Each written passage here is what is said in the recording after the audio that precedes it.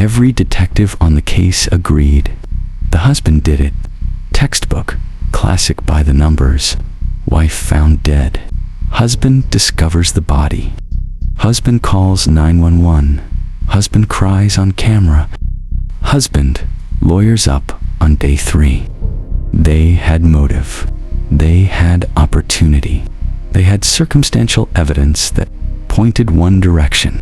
So clearly, it almost felt too easy. So they built the case. 12 months of investigation. Grand jury indictment. 11-day trial. Guilty verdict. 25 to life. The husband went to prison, and the actual killer sat in the front row of the courtroom for every single day of that trial, watching, smiling, quietly celebrating the fact that the one-person investigators never looked at twice was them. Nashville, Tennessee. April 2016. Melissa Carr, 36 years old, pediatric nurse, 3 kids under 10, coached youth soccer on weekends, the kind of woman who remembered every parent's name at pickup. Found by her husband Derek at 7 a.m. on a Tuesday, bottom of the staircase inside their home. Blunt force trauma. Initially appeared consistent with a fall. Medical examiner ruled it homicide within 48 hours. The wound pattern was inconsistent with a fall. Melissa had been struck deliberately from behind. Derek Carr, 239, sales manager. No criminal record became the immediate focus. Life insurance policy of $800,000. A marriage that multiple friends described as strained. 2 deleted text threads on his phone that forensics partially recovered. Arguments. Financial pressure. A name that kept appearing in the recovered texts that investigators initially dismissed as a coworker. The name was Claire. They should have looked at Claire a lot harder.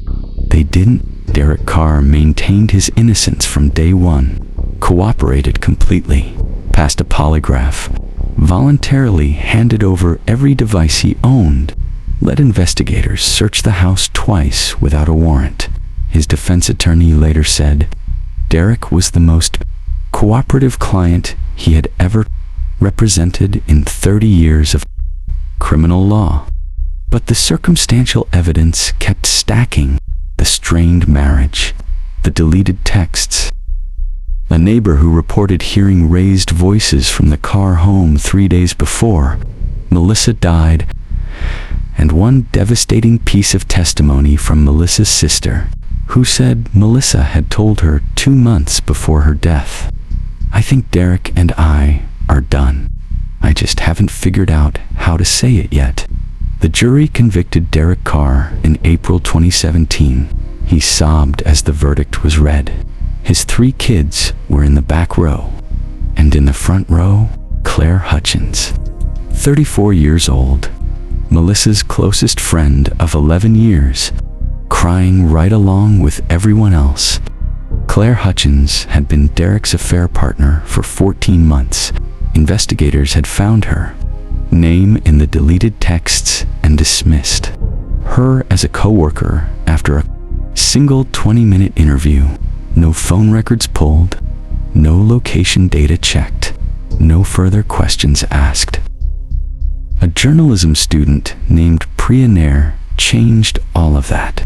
Priya was researching wrongful convictions for her graduate thesis. She filed public records requests, built a timeline, and found one gap nobody had ever explained. Claire claimed she was home all night.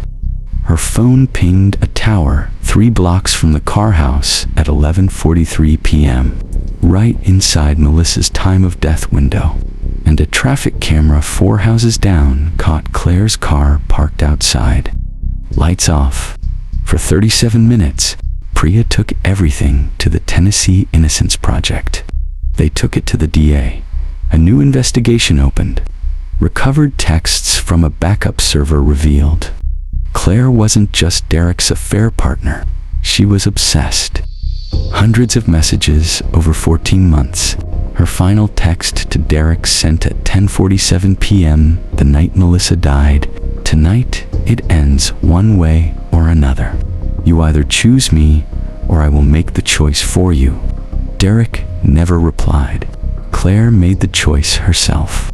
Claire was arrested in March 2021, 5 years after the murder. She had attended every single day of Derek's trial, visited his mother, helped raise money for his kids. 5 years of performing grief perfectly. At her own trial, the texts, cell tower data, traffic camera footage, and one final detail destroyed her completely. 11 days before Melissa died, Claire had searched, "How long does blunt force trauma take?" Jury deliberated 1 hour 44 minutes. Guilty, first-degree murder. Guilty, obstruction of justice. Life without parole. Derek Carr walked free in April 2021. 4 years lost. Gone forever. Melissa coached soccer, remembered every parent's name, had 3 kids who needed her, killed by someone she trusted for 11 years, someone who hugged her children at the funeral, someone who cried louder than almost anyone. Priya Nair never finished her thesis, said she couldn't write academically about something that made her this angry. She became an investigative journalist instead. Derek has never spoken publicly. His kids are teenagers now.